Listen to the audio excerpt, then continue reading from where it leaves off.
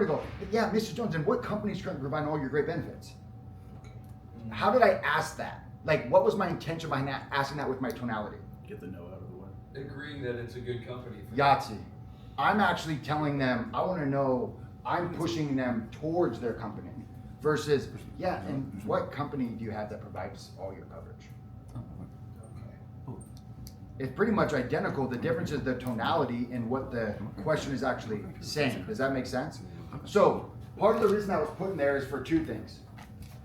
One reason was one of the most common objections or resistance or pushback we get is I don't want to change my plan. I don't want to change my company. So we added this in. What do we want to create in the very beginning? A hook. And then throughout the phone call, we want to use what back to the hooks? Tiebacks back to the hook. Does that make sense? Okay. So we actually did it for a couple reasons. One, so we could have a hook and tie back to reduce the level of anxiety for the customer. So they tell us in the very beginning, I have insert United Healthcare. What is one of the most common objections or fear that's caused when we read the disclosure? I don't want to change anything. Okay, Yahtzee. So we hook and tie back to, Mrs. Jones, you had mentioned you're with United Healthcare. I just want to be very clear. Next I have to read this disclosure. Nothing is going to change with United Healthcare coverage at this point. Everything's going to remain the same. Does that make sense, Mrs. Jones? Yes. Awesome. Read the disclosure. So we used it so we could then tie back to make them feel safe that nothing's changing at the moment. Does that make sense? Now, what everyone said is not wrong. It's all correct. Those are all great intentions behind the question. But from a call flow standpoint, that was one of the reasons we put that in there. Now, me personally, I don't care what company they have. I don't. Because I know the only reason they care about the company is what the company provides. And when I say what the company provides, it's the peace of mind. That's why they don't want to change. Are you more concerned about losing the $100 in your bill if you had one, or not winning $100? Okay. So if I understand that basic human behavior, it's the same thing with their coverage. So depending on you and how well you can get past it, if you're getting a bunch of pushback when you ask about company, cool, put something before it. Mrs. James, or Mrs. Jones, my primary goal is to get you extra benefits with your current company that you have. So I'm curious, what company is providing your Medicare coverage? So the best way to get past objections is to prevent them from happening. So if I know I get pushback, I don't want to change, or I love my company, cool, I don't want to have to address that if I don't have to. Let's just get rid of the objection from ever happening. Does that make sense?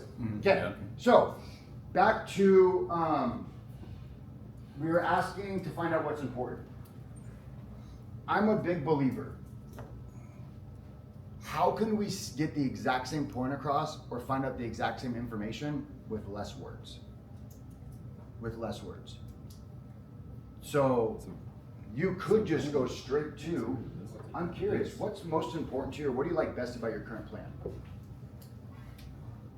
Does that make sense? Yeah. If you really don't care about the company, remove the question.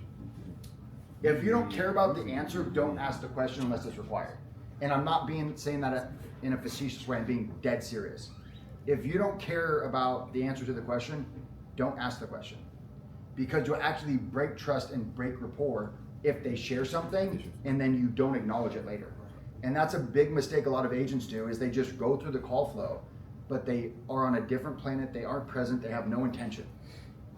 And then the customer's giving them all these opportunities to ask a follow-up, to gather more information, and we just aren't there. And then the customer actually doesn't feel like they're heard or understood, and it doesn't matter what we offer them, the answer's already no. Does that make sense? Yeah. Go ahead. Do we still want to build up their current company if they turn out to answer Humana? Because most of us don't have that. Do we still establish that just to keep the trust and then switch them later, because that feels potentially like a bait and switch? Or do we first maybe hear who they have? Yeah, so this is a matter of personal opinion. Okay, so I'm big on words. Words have meaning, okay?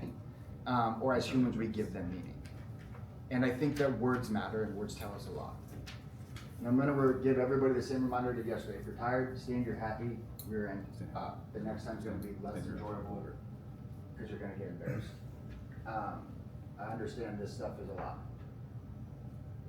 Back to your question about that. So I personally, if I know that I can't keep them on the same plan or with the same company, I would say my intention is to see, right, if there's any way we can get you additional benefits with your current company. That's still a little gray, right? So what I would do personally is I would just change that and say my only goal, right, is to find you additional benefits or get you all the benefits you're entitled to, and I wouldn't say anything about this, keeping them on the same with the same company. Would you throw in like and keeping all your same doctors or prescriptions? Mm-hmm. You know, Yep. something along those lines too. So what's a common fear that customers have? You just said it out loud. They gotta change the doctor. Cool, so of course, my only job is to help you get additional benefits, and the great part, Mr. Jones, is making sure you can continue to see all the same doctors and medications. Now, back to your point, they can't always see all the same doctors. So like you can split hairs a million different ways. That's what I say my intention is, or what I'd love to do is, because ultimately, I don't know what's gonna happen later. That's why I say we don't want a future trip. So right now in the very beginning of the phone call, and I don't wanna get stuck here, I wanna move further into the call flow. My only goal is to see what they're qualified for. Well, do I have to change plan? Absolutely not, not at this point. Right now, all we're trying to do is see if you're qualified. Now, once I get their marks and I confirm, let's say they're with a company we don't offer, then I might give them different information. But at this point, we wanna trust but verify. So they may say they have Humana, and then in the beginning I'm too open because I don't want to bait and switch, right? And I tell them, oh yeah, I don't have Humana, I can't help you, blah, blah, blah, blah. And little did we know that customer's actually on United Healthcare. They were just confused, and we just missed an opportunity. The number one goal is pull marks or get to that part in the process every single phone call. That is the ultimate goal. I don't care what they say, unless they're like, absolutely not, I'm 45, I don't have A and B. But don't focus on the exceptions. The rule is, if they have A and B, I don't care if they say they have a supplement, whatever company, let's confirm and verify, and then say, hey, you were right. Well, I told you I've been on it for 10 years. Yeah, I know, but some people are surprised they get their plan changed without them even knowing. I want to make sure that didn't happen to you. But now that I do know you have X company, really what I'd be looking to do here today is see if there's any way I can lower your costs, put as much money back in your pocket, and see if I can help you get that food card. But I'm curious, would you be open-minded to the idea of looking at all your options? Or would you like to sacrifice everything you're entitled to and just look at insert your company? Does that make sense? Whose choice is it? Theirs. Did I persuasively deliver maybe an argument that would make them feel kind of silly if they said they weren't even open-minded to the idea of looking at other options? They want to sacrifice the benefits they're entitled to? I did. Now, if you think that's manipulation, well, we got a difference of opinion. I think that's called good communication. What is dessert? Dessert's manipulation to eat dinner, so Oh, like, there you go. I like that. I like that. It's okay to have a little bit of. I like that. I think words are powerful, and for me, like, and this may just be my own childhood trauma. If I feel like I'm being manipulated, it's all bad for me. And that was a struggle I had in sales, is I felt like at times I wasn't being honest or I was manipulating the customer. So I'm just big on, let's just talk about the truth right now.